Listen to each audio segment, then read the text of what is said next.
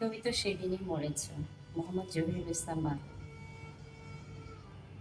ভুলে যাবার অধিকারটুকু থেকে বঞ্চিত করে স্মরণ করে দেবার অনধিকার চর্চা করার দুঃসাহস দেখায়, সে আমার অভিপ্রায় নয়। তবু কেন জানি ভুল করার পথখানিকে আবারও ভুল করে চিনে নিতে ইচ্ছে করে। এটা যদি জাগতিক নিয়ম হয়, তবে মানবিক ইচ্ছেগুলোকে দোষ দেব কেমন করে? জানতে চেয়েছিলে কেমন আছে? এই তো আছে, আপনারে সাজাই শুধু, আপনার রং নিয়ে, আপনারে লুকাই শেষে নিঃস্বী মনাদারে। কখনো বা নিজেই নিজের সাথে কানাকানি করে বলি, বন্ধু, তোমার কষ্টটুকু ছুঁয়ে দেখলাম। তুমি তো সেদিনই মরেছ, যেদিন এক সাগর ভালোবাসা বুকে ধারণ করেছ। ভালোবাসাকে স্পর্শ করে দেখব বলে দুঃসাহসে কবিযাত্রী হয়ে বন্ধুর পথ পাড়ি দিয়েছি কতদূর জানি না।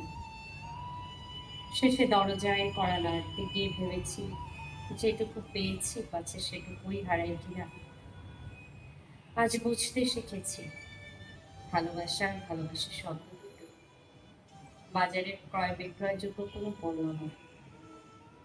অবচেতন মনের নীরব পথ ধরে যার আগমন, আবার সেই পথ ধরে প্রত্যাগমন।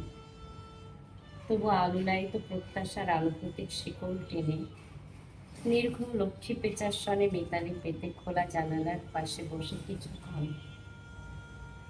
বহুক্ষণ কাটিয়ে যাই।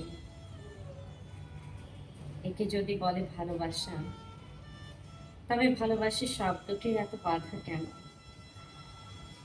কাঁদতে পারি না বন্ধু, তবু কাঁদিয়ে যাই। চোখের নোনা জলটুকু আমার জন্য রেখে দিও।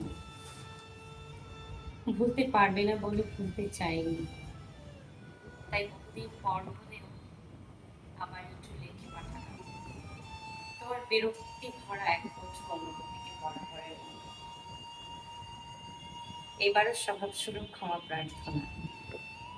ক্ষমা কখনোই করনি, আজ করবে কিনা জানি না। মনটা এক চিলতে নিকশ কালো মেঘের মতো অন্ধকারে ডুবে আছে।